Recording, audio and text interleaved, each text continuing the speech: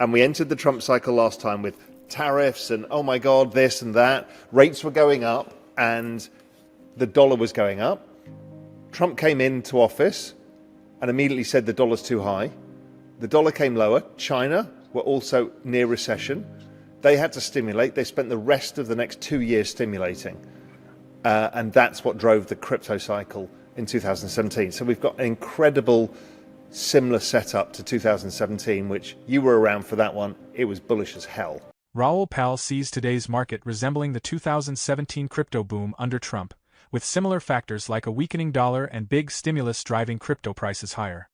He expects liquidity injections soon, which typically boost crypto and asset values, suggesting the current cycle could be even bigger and longer than before.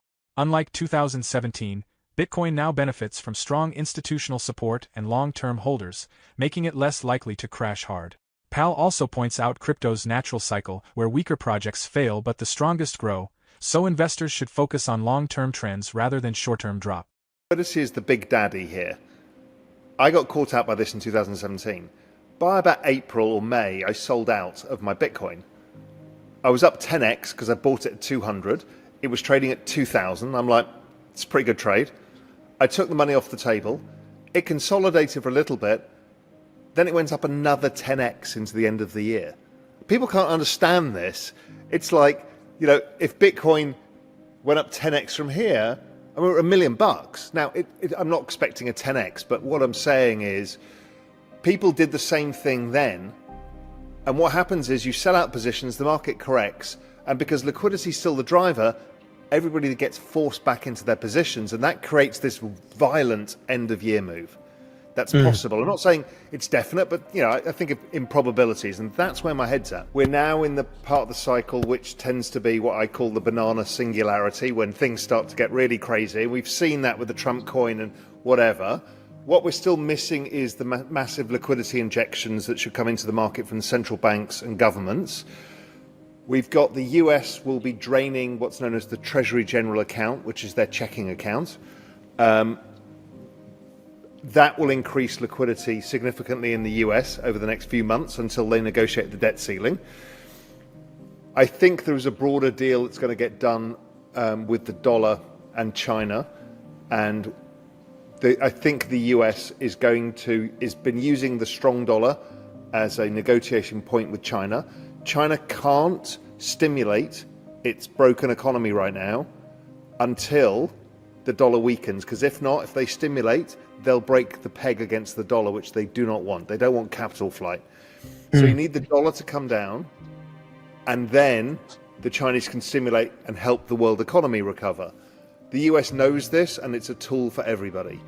If Chinese economy starts to recover, they'll buy US treasuries. So we're at the really interesting point in the cycle where all the debt has to get refinanced, all the games have to get played, the dollar needs to weaken, rates will come down, and everyone will refinance their debts by adding liquidity.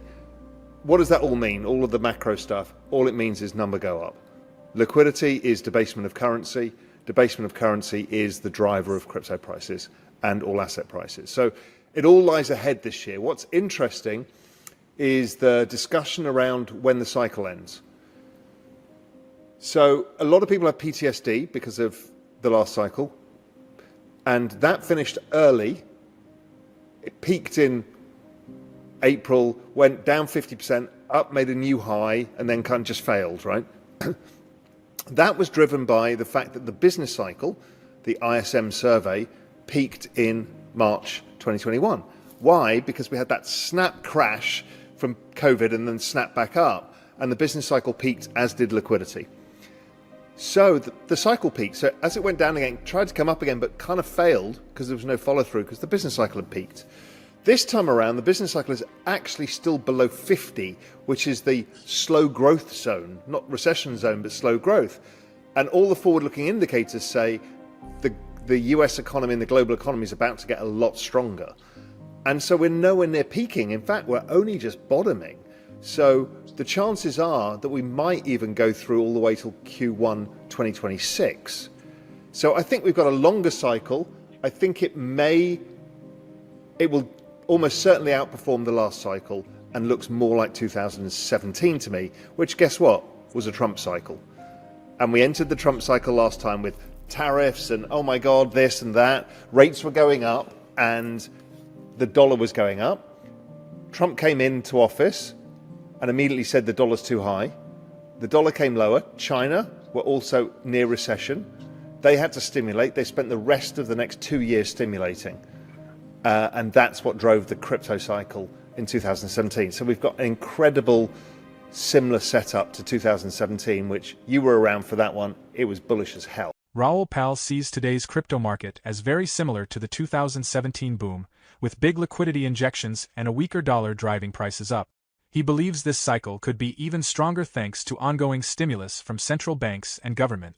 Unlike 2017, more institutional money is entering through ETFs, making the market more mature.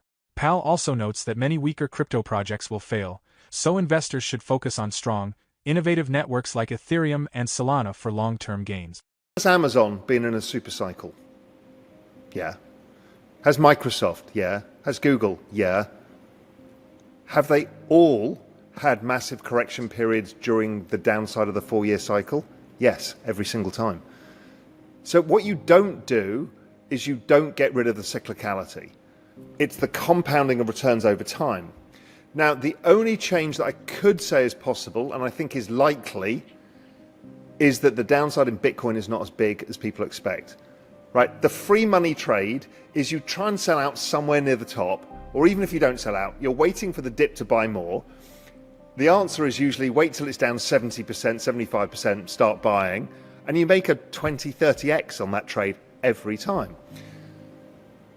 My guess is it probably ends up down 40 and not down 75. And that will create a lot of complications for people who are waiting for the big leg lower. And people are going to get caught out, I think, in this cycle. Now, that doesn't mean all of the long tail stuff doesn't go down 90%. Of course it will. But I'm thinking about Bitcoin itself as the anchor price to this whole thing. I kind of am the impression of what changes is the downside is reduced in Bitcoin. Crypto is this incredible, fast, super high velocity, creative destruction cycle. You don't know what's going to be really valuable until the bottom of the cycle.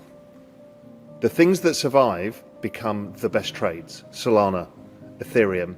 So Ethereum in 2019, absolute killer trade. 2018, Solana in 2022, absolute killer. So what you need to see is when those things go down 95%, everything goes down 95%. So now you've got all of these things at a discount.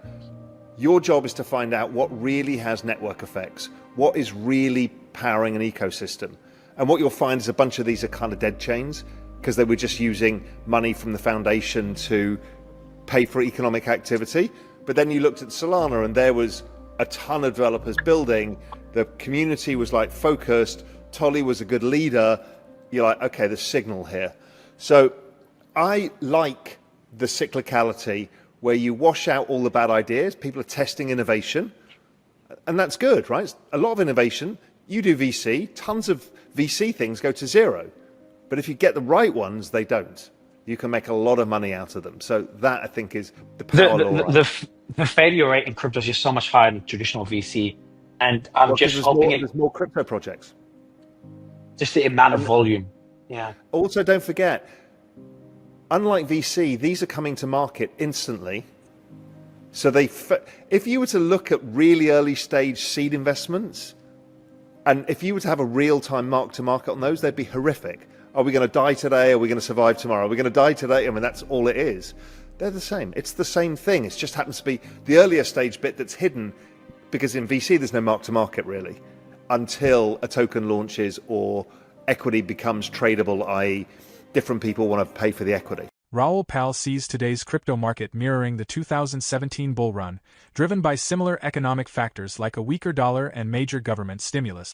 He believes this cycle could be even bigger, especially with more institutional money entering through ETF.